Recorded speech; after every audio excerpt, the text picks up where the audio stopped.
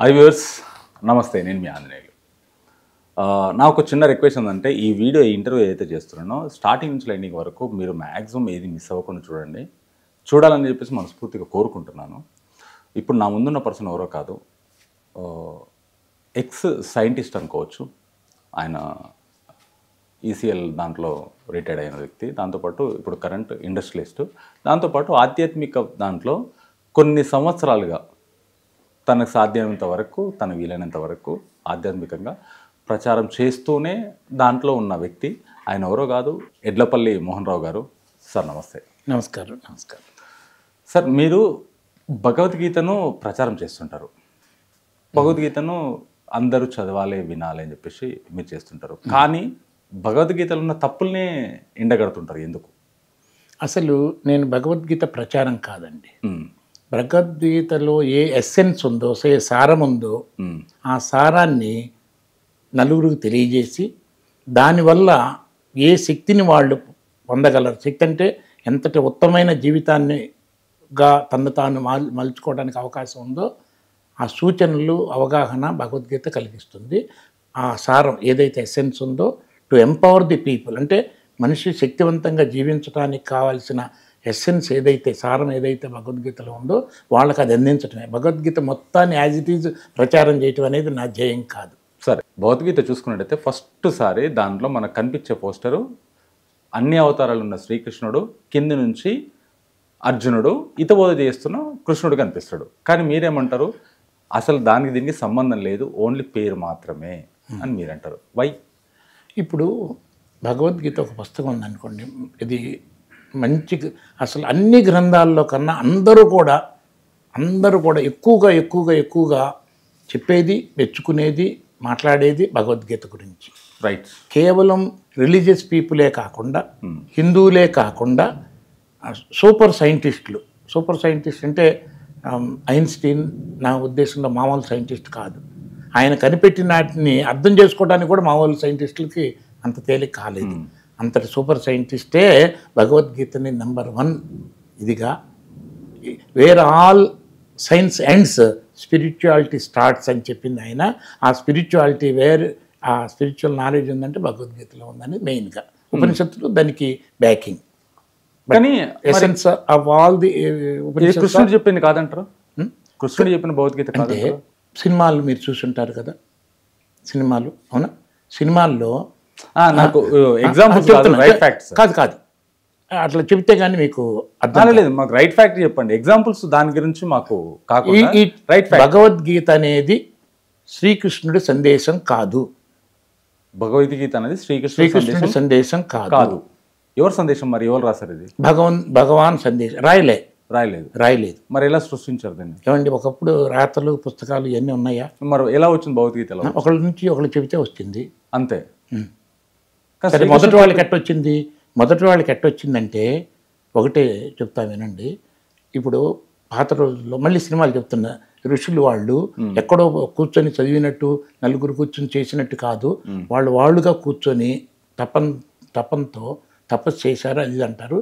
సైలెంట్గా ఎక్కువ కూర్చుంటారు వాళ్ళు. వాళ్ళ సైలెన్స్లోనే వాళ్ళు గ్రహించిన అనేక విషయాలు ఎక్కడి నుంచి గ్రహించారంటే, ఎక్కడి నుంచి అని చెప్తాం, లోపల నుంచే గ్రహించి దాన్ని ఓరల్గా శిష్యులకు చెప్పి వాళ్ళ నుంచి వాళ్ళగా అట్లా వచ్చినాయి ఉపనిషత్తులు.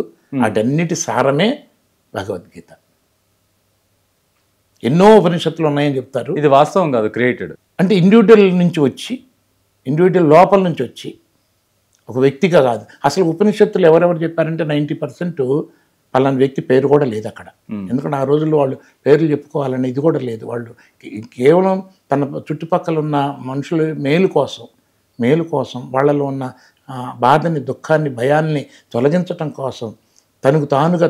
ఇప్పుడు ఉదాహరణకి ఇంకా దగ్గరగా తెలిసింది సిద్ధార్థుడు, అంటే బుద్ధుడు తను ఏదో చెప్పారని కథ అందరికీ తెలుసు.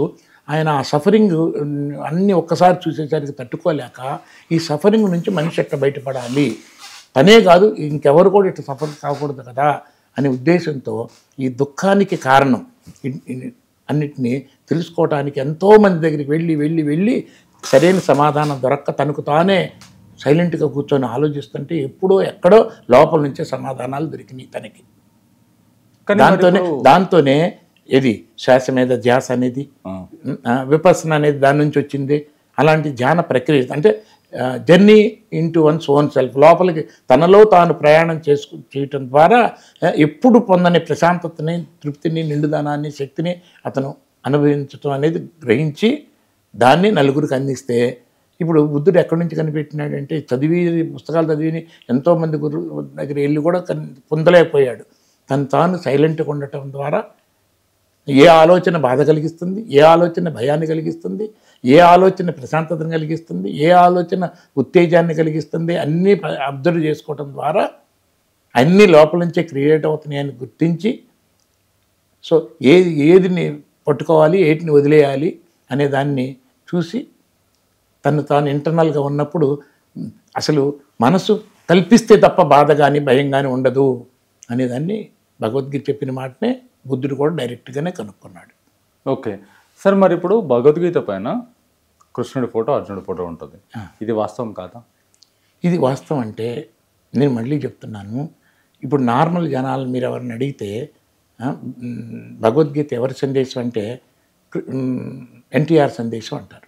లేదు సార్, ఇప్పుడు ఎవరిని అడిగినా సరే, ఎందుకంటే కృష్ణుడు అర్జునుడికి బోధించిన ఒకటి ఇప్పుడు ఎన్టీఆర్ గారు ముఖ్యంగా కృష్ణుడి రోల్ అలాంటి రోల్స్ చేసినప్పుడు తన్ను తాను జీరో చేసుకొని, ఇప్పుడు ఎన్టీఆర్గా నాకు ఎగ్జాంపుల్ కాదు సార్, నాకు కావాల్సింది ఫ్యాక్ట్. ఇప్పుడు సినిమాల దగ్గరికి వద్దు, మనకి ఫ్యాక్ట్ అనేది పంచేంద్రియాలకు దొరికేదండి. అవునా? మీరు ఉన్నారా ఇక్కడ నా ఎదురుగా? నేనున్నాను కదా, మీరు మనం ఎట్లా చెప్తున్నారు మీరు ఉన్నారని? ఇప్పుడు మన ఇద్దరు మాట్లాడుకుంటే మన ఇద్దరం కాదు, మీరు మాట్లాడుకోపోతే మాట్లాడకపోయినా నేను ఉన్నాను కదా. ఉన్నానని ఎట్లా తెలుసు? నేనున్నాను కాబట్టి నాకు తెలుసు. మీ కాళ్ళు చూసి చేతులు చూసి ఇవన్నీ చూసి చెప్తున్నారా, అవన్నీ చూడకుండానే చెప్తున్నారా? నేనున్నాను కాబట్టి నేను ఏది చూసి, ఇప్పుడు చూడండి ఉదాహరణకి నేను స్ట్రైట్గా అడుగుతున్నా, మీ షర్టు గళ్ళు ఎంత సైజులో ఉన్నాయి, ఒక గడి ఎంత సైజులో ఉంది, దాని కలర్ ఏంటి అంటే కాసేపు తడబడపడతారు, ఇమీడియట్గా చెప్పలేరు. గ్యారంటీ చెప్పలేరు. ఎందుకంటే నేను వేసుకున్న షర్ట్ ఏదో నాకు తెలుసు కాబట్టి నేను చెప్పగలను. అంటే ఎన్ని గళ్ళు ఉన్నాయంటే ఎన్ని గళ్ళు ఉన్నాయంటే చెప్పలేరు, ఎగ్జాక్ట్ ఏ కలర్ అని చెప్పలేరు, గడి సైజ్ ఎంత, ఎన్ని మిల్లీమీటర్స్ అంటే చెప్పలేరు. అవునా? అంటే దాన్ని అంతకుముందు చూసింది గుర్తుపెట్టుకొని వెనక్కి తిరిగి చెప్తున్నారు. కరెక్టేనా? ఇప్పుడు మీకు డైరెక్ట్ దాని మీద సంబంధం ఏంటి అసలు? నేను అడిగింది మిమ్మల్ని, నేను ఉన్నాను కాబట్టి నేను చెబుతున్నాను అన్నారు కదా. నేను అడుగుతాను, మీ ఆరోగ్య పరిస్థితి ఎట్లా ఉందంటే అంతకుముందు వారం రోజుల నుంచి మీరు ఎలాంటి ఉన్నారు, ఎట్లా ఫీల్ అయ్యారు ఏంటి, దాన్ని గుర్తుపెట్టుకొని చెప్తారు. As it is you cannot say. మీ ఇంట్లో రిలేషన్స్ ఎట్లా ఉన్నాయంటే దాన్ని కూడా అంతకుముందు కొన్ని విషయాలు విన్నయ్యి, చూస్తున్నవి, మీరు గ్రహించి లోపల పెట్టుకున్నారు, దాన్ని తీసుకొచ్చి నాకు చెప్తారు చెప్పదలుచుకుంటే. అలానే మీ ఆస్తి ఎంత ఉందంటే అది కూడా మీ పాత ఇన్ఫర్మేషన్ ఏదైతే ఏది కళ్ళతో దీంతో చూసి లోపల పెట్టుకుని చూసి చెప్తారు. అవునా? ఎన్ని అంటే ఉన్నావా అంటే భగవద్గీత పైన మీరు ఉన్నదానికి ఫ్యాక్ట్ ఇది వాస్తవమా అవాస్తవం ఒకటే ఆన్సర్. ఇది వాస్తవం అంటే ఏంటి?